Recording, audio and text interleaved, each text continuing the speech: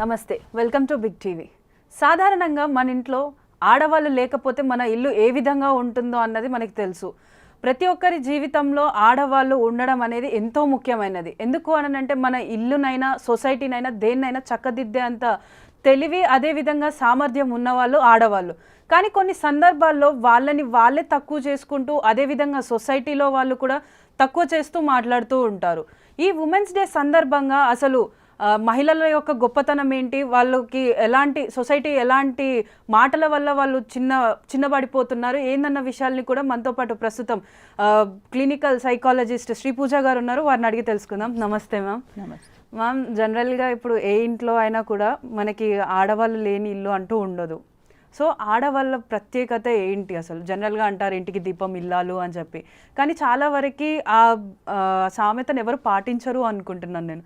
మీ వరకు మీరు ఉమెన్ గురించి ఎలాబొరేట్ చేయమంటే ఏమని చెప్తారు? ఫస్ట్ ఏంటంటే మనం కూడా ఉమెనే.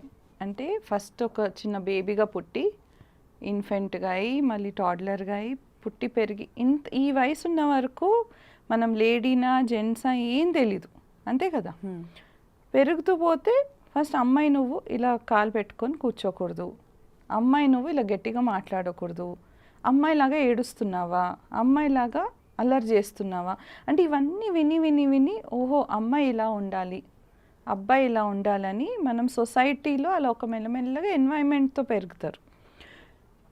సో ఉమెన్కి ఇలాంటి ఇష్యూస్ ఉన్నాయి అంటే ఎక్కడి నుంచి వస్తున్నాయి? మళ్ళీ సొసైటీ నుంచి వస్తున్నాయి. సొసైటీ క్రియేట్ చేసిన ఇష్యూస్ ఇవి. లేకుంటే మన దేవతలు ఉమెనే, అంతే కదా. మన దుర్గా, లక్ష్మి, మన పార్వతి వీళ్ళందరూ లేడీసే. ఇప్పుడు ఇదే జెంట్స్ వాళ్ళనే ప్రే చేస్తారు.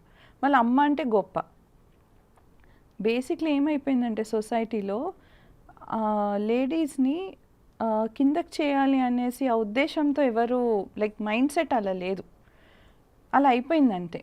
అంటే ఒక హస్బెండ్ వాళ్ళ వైఫ్ మాట వింటే ఏంటి మీ కొంగు వెనుక తిరుగుతున్నావు అంటారు.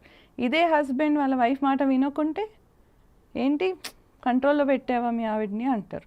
అంటే it is all going back to ego అంటే మగతనం చూపించడానికి. బట్ ఫీమేల్ ఆల్సో ఇప్పుడు వాళ్ళు పెరుగుతున్నారు, ఇండిపెండెంట్ అవుతున్నారు, ఫైనాన్షియల్గా ఇండిపెండెంట్ అవుతున్నారు. అది జెండర్ బయాస్గా కాకుండా both are equal, in fact more than equal. Both are Shiva and Parvati as I would say. మొన్న శివరాత్రికి మనలో పెంచుకుందే అది. మనలో ఉన్న శివుడిని మనం ప్రే చేస్తున్నాం, మనలో ఉన్న పార్వతిని మనం ప్రే చేస్తున్నాం. అంటే both are equally bringing up the society.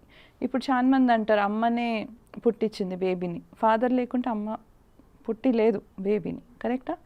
So ఆ యాంగిల్లో మనం చూస్తే, అంటే ఒక డిఫరెంట్ పర్స్పెక్టివ్గా మనం చూస్తే ఉమెన్ ఎంపవర్మెంట్, మెన్ ఎంపవర్మెంట్ రెండు ఈక్వల్. ఎందుకంటే మన ఫాదర్ లేకుంటే మన సింగిల్ మదర్తో ఉన్న డిఫికల్టీస్ ఉంటాయి, సింగిల్ ఫాదర్కు ఉన్న డిఫికల్టీస్ సేమ్ ఉంటాయి. అంటే మనం సొసైటీగా మనం ఇద్దరిని ఈక్వల్గా చూసుకుంటూ మనం ముందట వెళ్ళాలి ఇస్ మై రిక్వెస్ట్.